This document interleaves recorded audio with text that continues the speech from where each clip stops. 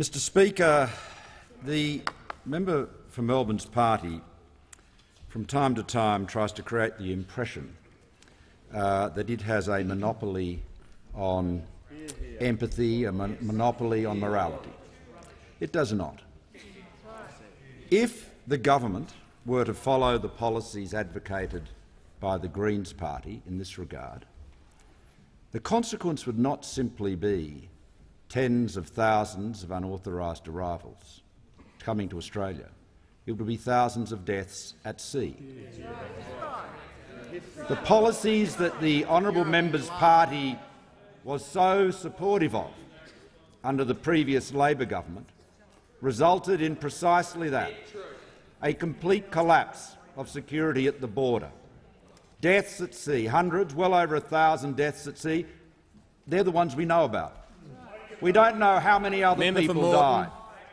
So the honourable member can share his empathy with us. He can share all of that.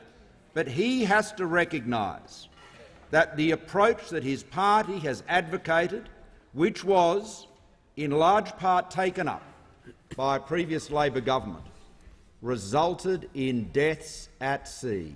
Women and children, young men, families. That is the consequence of abandoning responsibility at the border. Now let me say to the honourable member, one child in detention is one child too many. Every single one of us is anguished by the prospect, by the reality of children in detention.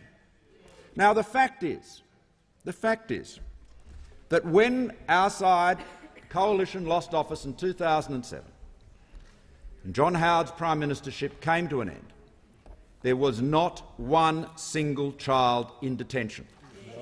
Within 5 years— The Prime Minister has the call.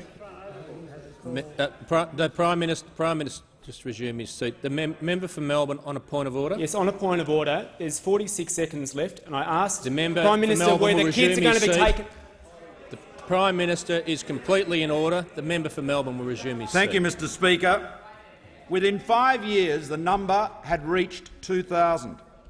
Since coming back into office, the coalition government has stopped the boats. It has reduced the number of children in detention to fewer than 100. Our goal is to reduce that to 0. But the key element in doing so is ensuring that people do not get on people smugglers' boats and put their lives at risk. The honourable member has got to recognise his responsibility to support our collective effort at a policy that has broad support across the community, keeping our borders secure and keeping women and children safe on the seas, ensuring they don't get on leaky boats and that they don't drown at sea. That's what we're achieving.